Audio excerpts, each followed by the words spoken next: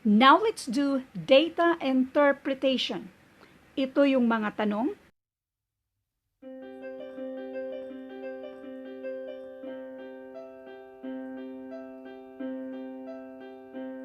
At ito naman yung data natin. The following bar chart shows the trends of foreign direct investments into Philippines from all over the world. If you haven't answered them yet, bali post every item, answer them first before you will see our solutions.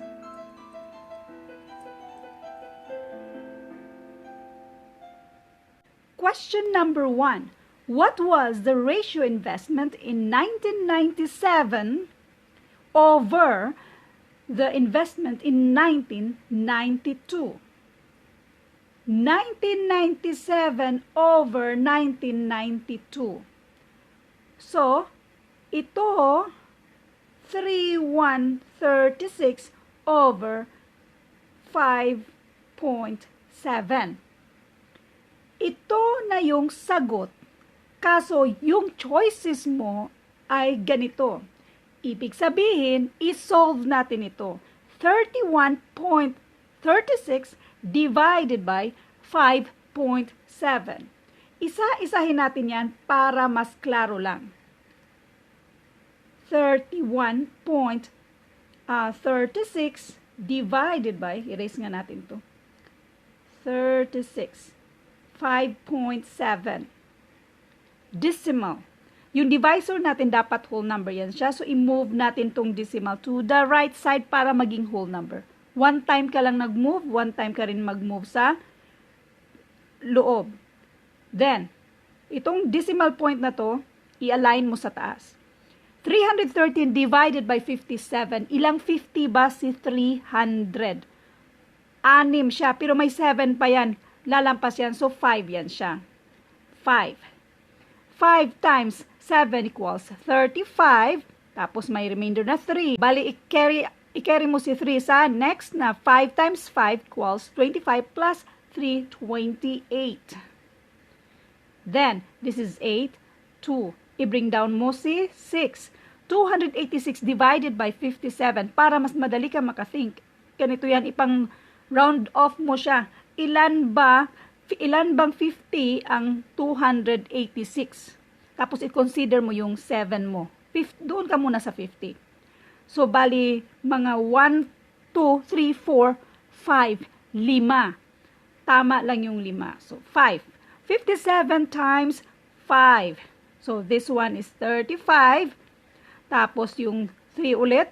5 times 5 equals 25 plus 3, 28.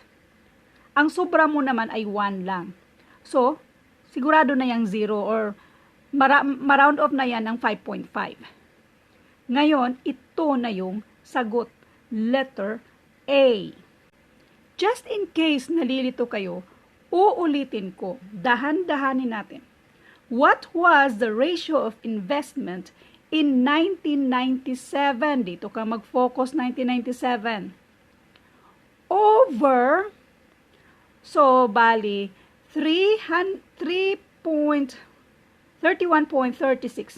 over the investment in 1992. Focus ka sa 1992. Anong meron dyan? 5.7. Pag sinabing ratio, ganito lang yan. 31.36 is to 5.7. Nilist natin yan. Ang pinaka-list nito, pag mag-list tayo, kung pwede lang siyang ma-divide na 31.36 divided by 5.7, kung pwede lang siya, gagawin natin yan. Ngayon, mayroon pa siyang remainder. I-disregard mo yan kasi dito naman sa mga choices, ay hindi naman siya yung tipong exact na mga numbers. So, bali, para itong isa ay magiging 1, hindi to exact na number, this is actually 1 over 57. So, disregard mo lang. Para maging 1 yan, in other words, nag-divide ka nito.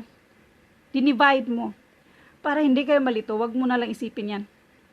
Pag sinabing over 1997 over this 1992, ganito lang yan.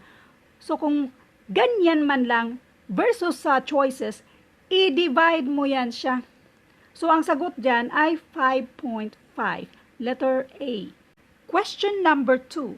What was absolute difference in the FDI to Philippines in between 1996 and 1997? When we say difference, magdidak tayo. Kunin natin yung difference ba sa dalawa. So, dito tayo sa 1997 and 1996. I-minus lang natin yan. Yan na yung sagot dito. So, this is 23. This is 3, 1 point. And this one is 7. Wala na. 7.13. So, ang sagot dito ay letter B, 7.13. Uulitin ko lang. The question here is, what was absolute difference in the FDI to the Philippines? So, hayaan mo na yan. Yan. Absolute difference lang between 1996 and 1997. Focus ka lang sa 1997, 1996. Anong difference ng dalawa? Pag sinaming difference, i-minus mo lang, yun na yung sagot. Letter B. Question number 3. If the Philippine FDI from OPEC countries was proportionately the same in 1992 and 1997, focus tayo sa 1992 and 1997. As the total FDI from all over the world, if the FDI in 1992 from the OPEC countries was peso to, peso ang pinag-usapan natin, 2 million, what was the amount of FDI from the OPEC countries in 1997? Let's do solution number 1. Ganito kasi yan. Yung given niya ay ikumpara natin ang 1992 versus sa 1997. Dito sa 1992, this is 5.7 is 2. Yung 1997 natin ay 31.36 equals to 1992.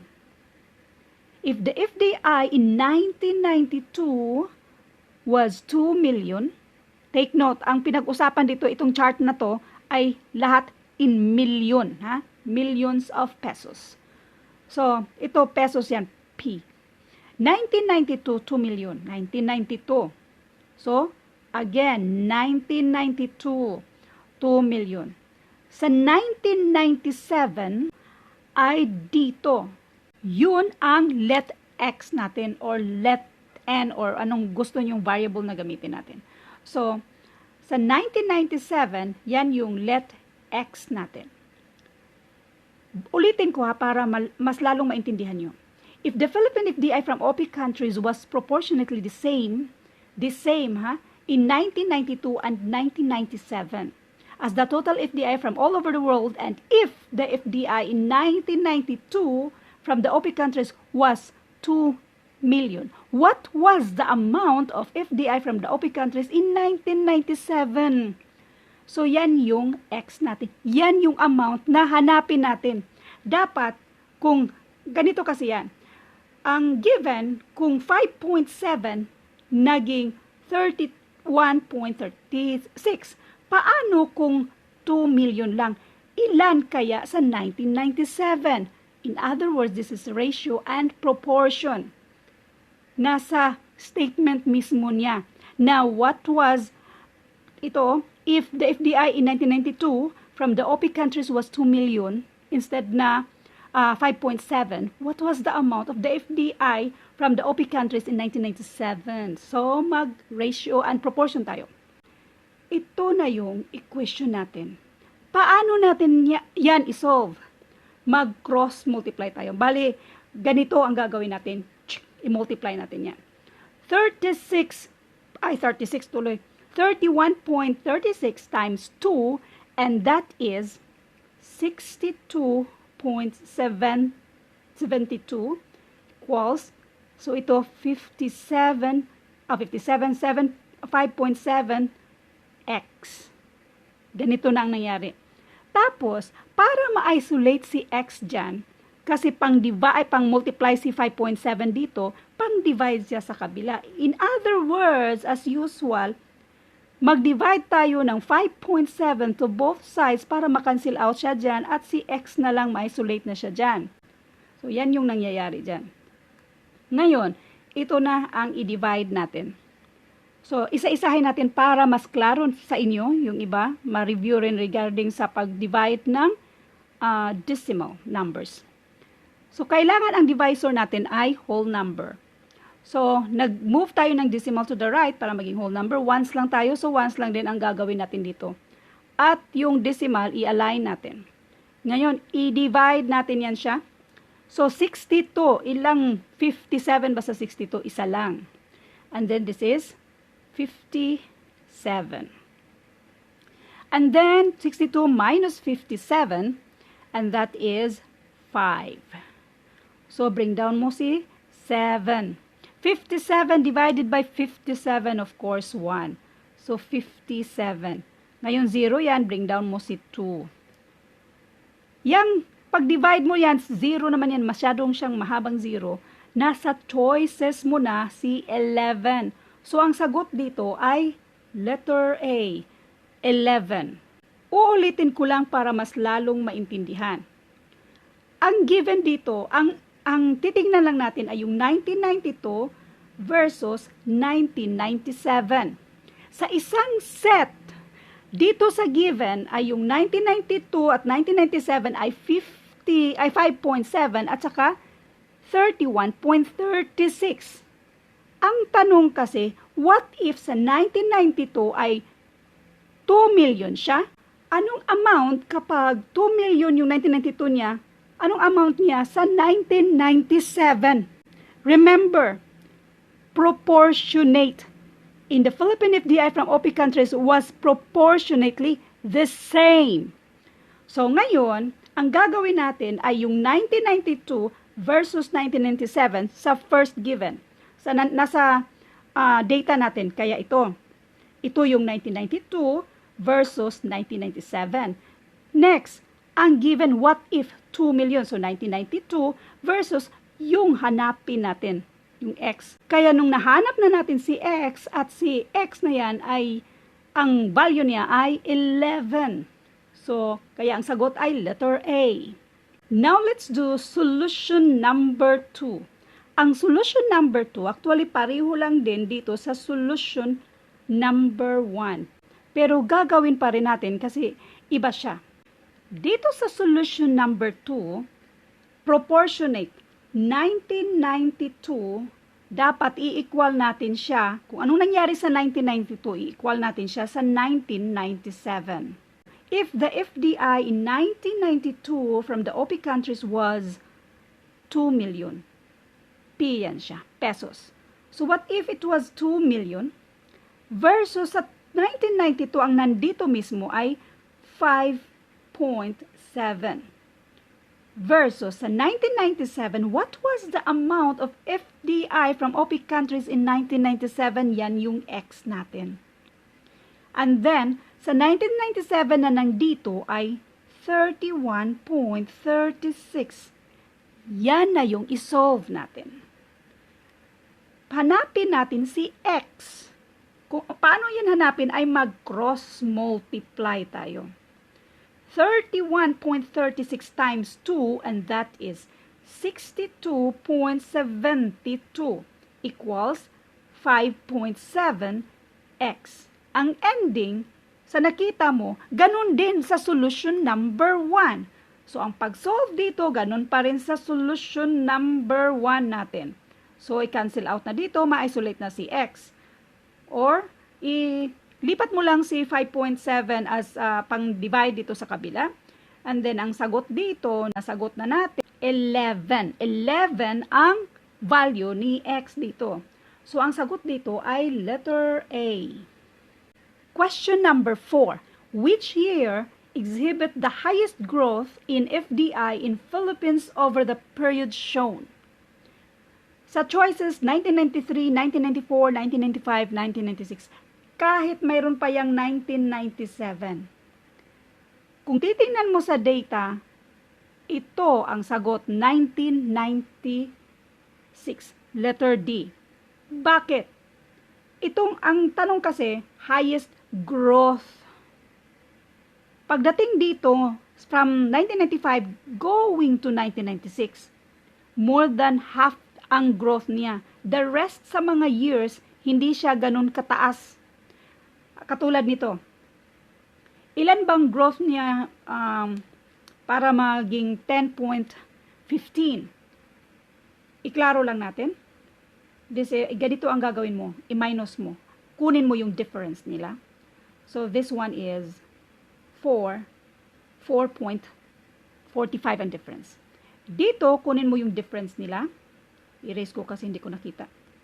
This one is 24.23 minus 10.22. This is 104. Ganyan, mas malaki siya, 14.01. So, ang sagot dito ay 1996. Although, pwede mo nang hindi yan gawin.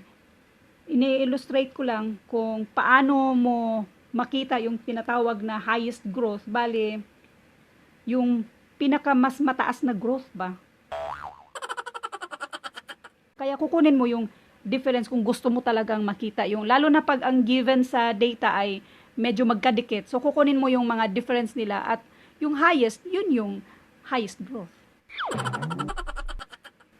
Question number 5. What was Philippines' total FDI for the period shown in the figure? Total. I-add lang natin yan sila lahat. So, isa-isahin natin pag-add. Isa-isahin. This is 15.85. Next. Para mas madali ba? Yan. And that is 22.70. 3 pala yan. 38. Next, ito. And this one is 55.59. O di, tatlo lang yung i-add mo. Next is, this is 3, 2, 1, 2. And this is 8, 1. Then, this is 13. I-bring down mo yung decimal mo. Then, this one is 9. So, ang sagot ay 93.82. Letter A.